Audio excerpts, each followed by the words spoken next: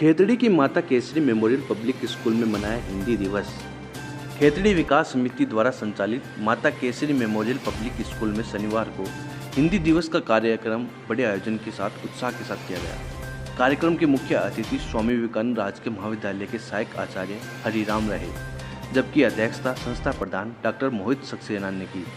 हिंदी दिवस पर विद्यालय में निबंध, कविता व प्रश्नोत्तरी प्रतियोगिता का आयोजन किया गया।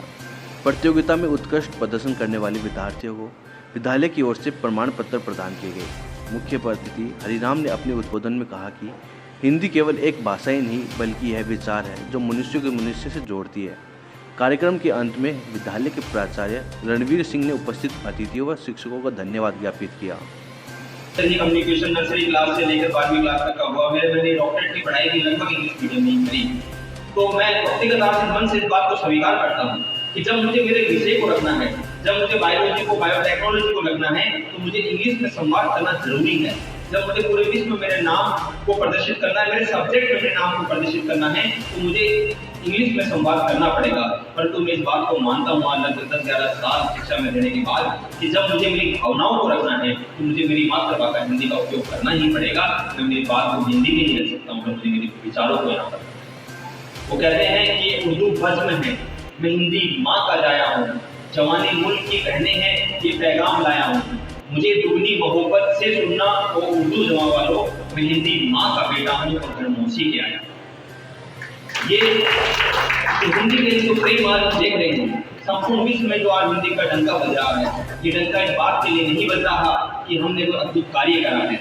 ये डंका इस बात के लिए बज रहा है कि पूरे विश्व के अंदर हिंदी ही इकलौती ऐसी भाषा है जो एक अनार से शुरू होती है और गैर ज्ञानी पर जाके खत्म होती है। आप एक अनार जो ऋतु फल के रूप में अपन जिसको जानते हैं, जब जब पूजा की बात होती है, अर्चना की बात होती है, तो पहला फल अनार चढ़ता है। उस ऋतु फल, उस अनार से लेकर गैर ज्ञानी तक आपको विद्वान बनाने वाली जो भाषा है वो भाषा हिंदी है, इसलिए हम उसका सम्मान करते हैं। परंतु इस देश में बहुत सारी भाषाएं ऐसी हैं जो एक एप्पल से तो शुरू होती है परंतु जय और झेबड़ा बना के शुरू देती है। तो इसलिए आप अपनी भाषा का सम्मान करिए। इसलिए सम्मान मत करिए कि आज हिंदी दिवस मनाया जा रहा है, मुझे सम्मान करना। आप इसलिए सम्मान करिए कि आप लोग उस भारतवर्ष के अंदर निवास कर रहे हैं जहाँ पर एक सन चले, और वो सन चले तो वो उत्तर से लेकर दक्षिण तक चले, पूर्व से लेकर पश्चिम तक चले और संपूर्ण भारत को उन्होंने एक करा। आज हमारे देश के अंदर बहुत सारी व्यथाएं जो मैं देखता हूँ वो चल रही हैं, और मैं कई बार उनको सुनता हूँ, दिल भी प्रशिक्षता है इस बात के लिए कि हम कहाँ से शुरू हुए और कहाँ पर आगे। बहुत सारे धर्म के, विभिन्न धर्मों का ये देश है। और आप लोगों को एक बात बता दूं, जितने बच्चे यहाँ पे बैठे हैं जो सुन रहे हैं, बेटा एक अकेली मोतियों की माला शायद अच्छी ना लगे, परंतु अगर उस माला में विभिन्न प्रकार के मोती परोस दिए जाएंगे, रख दिए जाएंगे, तो वो माला जो होगी उसका सौंदर्य जो होगा उसको ना तो आप शब्दों में जाकर भाषा चलती थी यहाँ पर, इसे वैदिक संस्कृत कहा जाता है। समय के साथ में भाषा में परिवर्तन होता है, नए शब्द भाषा में शामिल होते हैं और परिवर्तन होते वैदिक संस्कृत बन गई लौकिक संस्कृत। वैदिक संस्कृत में तो 4 वेद लिखे गए थे, आप सबको पता है, ऋग्वेद, सामवेद, यजुर्वेद, अथर्ववेद। फिर लौकिक संस्कृत आई और लौकिक संस्कृत के अंदर भी आज के हमारे जो रामायण है, महाभारत है, ये लिखे गए। समय के साथ फिर भाषा में परिवर्तन हुआ और हमारी भाषा में कुछ और स्थानीय शब्द, बाहर से शब्द शामिल हुए और भाषा बन गई हमारे देश की पाली।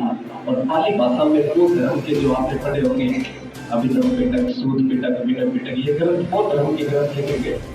भाषा में फिर परिवर्तन हुआ, ये फिर परिवर्तन हुआ और भाषा बन गई प्राकृत। फिर प्राकृत भाषा में जैन धर्म हमारा जो चल रहा था, जैन धर्म के जितने भी ग्रंथ लिखे गए वो भाषा प्राकृत में थी।